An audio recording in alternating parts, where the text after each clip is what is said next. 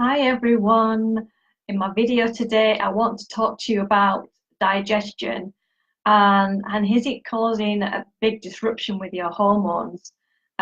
Particularly tonight, I want to focus on hydrochloric acid in your stomach. And it's just the start of the digestion. And then this week, I'm going to talk to you about the microbiome and how that can affect your hormones, and also bile flow as well. I'll be talking to you about that. So I'm going to do it in like 3 parts this week in my videos. So hi, I'm Andrea. I like to help and support women get healthy hormones so they can look good and feel good inside and out. And I'm the author of my book, the Perimenopause Handbook, as well. So yeah, in my video, I'm talking about hydrochloric acid. Probably a lot of you know about it and know what it is. It's a massive part in your digestion. It does so much with your digestion, and there's quite a lot of people that are suffering with problems with hydrochloric acid production in the stomach, because your stomach has to be highly acidic. It's meant to be highly acidic to break down the foods. It's the first part of digestion after the mouth, because you do break down some of your food that you eat in your mouth as well. But mainly the protein digestion takes part in your stomach, and especially if you're eating meat, that meat has to be pulled apart, and your stomach will secrete an enzyme called pepsin to start breaking down the meat, and the hydrochloric acid will play a part in that as well, in breaking the food apart that you're eating, and some carbohydrates start to digest in your stomach as well. And also it's highly acidic as your stomach because it helps to kill any bacteria that's in any of the food that you're eating, and it can help prevent you from getting food poisoning if there's any bacteria in any of the food that you're eating. So it's very, very good for that. Also, your stomach acid can stimulate your bile flow and your enzymes that you need to digest your food properly. It makes intrinsic factor, so you can absorb your vitamin B12 from the foods you're eating from meat. Also involved in the opening of what I call your trap door. You have a door at the bottom of your esophagus, at the bottom of your throat here, and your hydrochloric acid is involved in opening and closing that door. Also, after your food started to digest, at the bottom of your stomach is another door called the pyloric door, and that is controlled by stomach acid. It opens and closes that and lets food through into your small intestine, which is the next part of your digestion. There's 3 parts to your small intestine, and it starts to break down your food even more as it goes through the different parts of your small intestine before it gets to your large intestine. So that door is open and closed, is controlled by your stomach acid as well. And so you can see how important it is in the digestion process, in the start of the digestion process. So how does your body make stomach acid? But it's made mainly by minerals. Like you say, the minerals are your spark plugs of life, involved in all the processes of your body. And mainly the minerals, sodium, zinc, and magnesium. Especially magnesium chloride. Now, you can supplement magnesium chloride. It can help a lot with the stomach acid production and in digesting food. Like we say, magnesium is a muscle relaxant, and it helps with anxiety, it helps to reduce stress, it helps you to feel calm. It also is involved with the stomach acid production. So what happens is it combines with hydrogen in your stomach to make your stomach acid. And your stomach acid cells act as a proton pump, and it pumps the hydrogen into your stomach from your bloodstream to make the hydrochloric acid. So that's how it's made. It's quite amazing. How do you know you're low on stomach acid? What are some of your symptoms that you could be having? You could be having gas, bloating, you're feeling heavy after a meal, you're feeling full quickly because you just can't eat a lot of food. You're feeling tired after you've eaten your food. Yeah, gas and bloating are the main symptoms that you can be having. And they can be caused by hormone fluctuations, if you're like in perimenopause, or if any young ladies are suffering with hormones that are going up and down because of poor diet and poor mineral content, poor vitamin assimilation in eating your foods, which is tied into digestion. So it's a bit of a catch-22 really with your diet and your digestion. What's going to cause problems first? What food you're eating, or your digestion is not working right. So it can also be caused by a weak liver, can affect your hydrochloric acid production, adrenal weaknesses, like I say, mineral imbalance, not eating the correct diet. Stress is a big one as well, because stress cuts down your digestion, it'll cut down your hormone production, and it'll cut down your stomach acid as well. So stomach acid is a really big one that will affect your digestion. So there's some other signs are if you have bad breath, that's a sign that you may have an infection. You can have an infection called H. pylori bacteria, and that can overgrow and affect your stomach acid production. So that really needs to be controlled and stopped, because that can go on to cause other problems. If there's high H. pylori bacteria, it's a nasty bacteria if it gets overgrown. Also, acid reflux is another one. A lot of people think that they have too much stomach acid because they've got acid reflux, but it's a sign that you don't have enough stomach acid, because like I said, your esophagus door has to open and close. And if it's not opening and closing properly, it's letting acid come up into your bottom of your throat, and that's causing the burning sensation in your throat.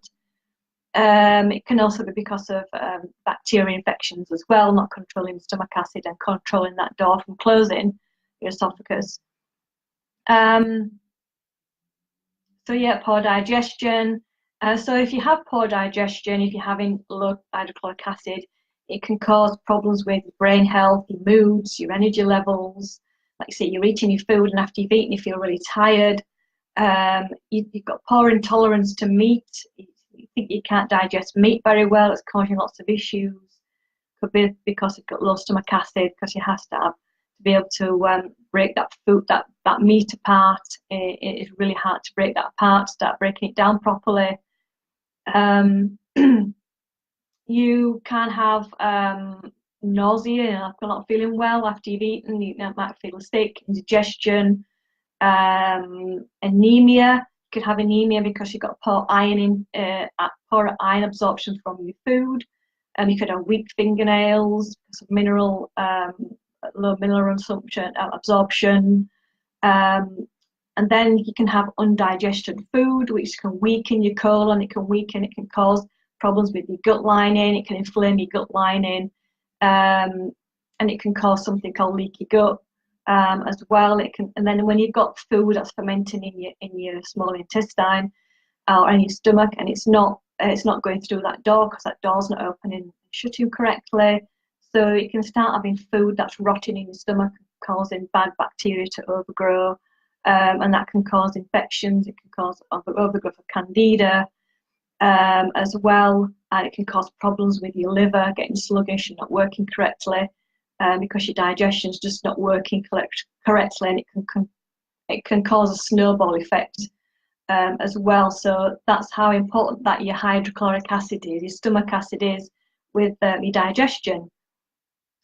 So what are some tips that you can to help with like the short term? So what I would do with that, really need to get to the root cause of what's causing the low stomach acid in the first place. Like I say, it could be H. pylori, it could be a bacteria, it could be a sluggish liver. That's preventing the hydrochloric acid from being made properly. It could be mineral imbalance, your adrenal glands not working correctly, because your adrenal glands mainly, they really will control your sodium and potassium levels.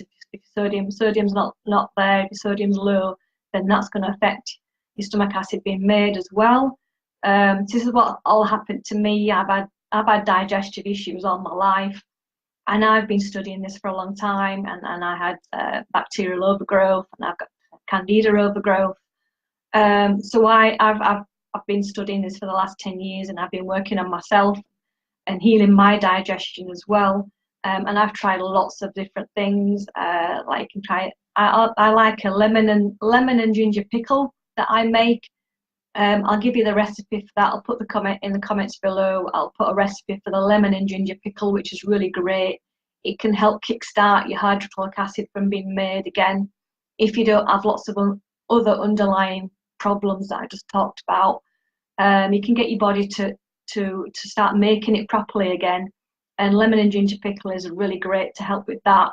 And what you do, you just, before you eat, you just chew this ginger lemon pickle before you eat, and then you spit it out, and then you can eat it.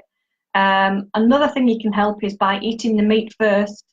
And what you can do is you could put some lime juice on there or some lemon juice on there, and that will start to break down the meat before you eat it.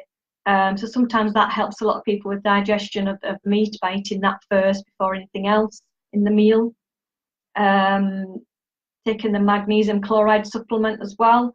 Magnesium chloride can be dissolved in water and sprayed onto your skin, and it can be sprayed onto your stomach area.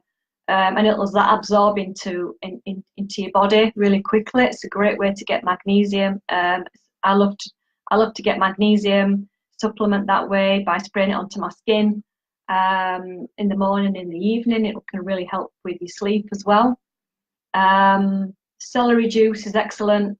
Drinking celery juice first thing in the morning before you eat anything else can really kickstart your hydrochloric acid, your stomach acid again over time. Can help build it back up again.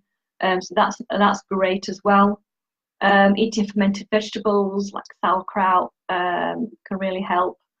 And you can do a test. It's not an very accurate test, but it's a rough guide.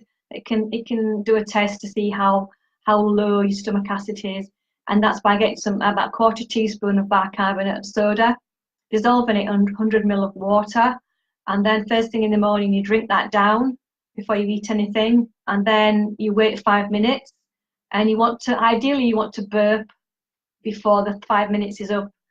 The faster that you burp, the better, because that means that your stomach acid levels are quite good, and that's why you burped. But like I say, it can be very, it's just a rough guide, and if you do it over a couple of days, not do it more than once to see, it gives you a rough guide as to where your hydrochloric acid is and how low it is, and that you are having some problems with that. So I hope that's explained about stomach acid for you, and how it's made, and some of the problems that you might be experiencing, and how much it can affect your hormone balancing.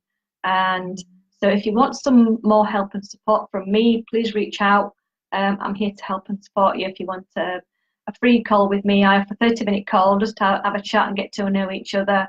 And if you want to work with me, I can help you further to establish what's going on in your body and why you're having so many problems. So thanks for watching today. If you've got any comments at all, any questions you want to put in the comments below, and I'll answer any questions that you want to help you out. So thanks for watching, and I'll see you again the rest of this week to talk a bit more about digestion. So have a good evening. See you later. Bye.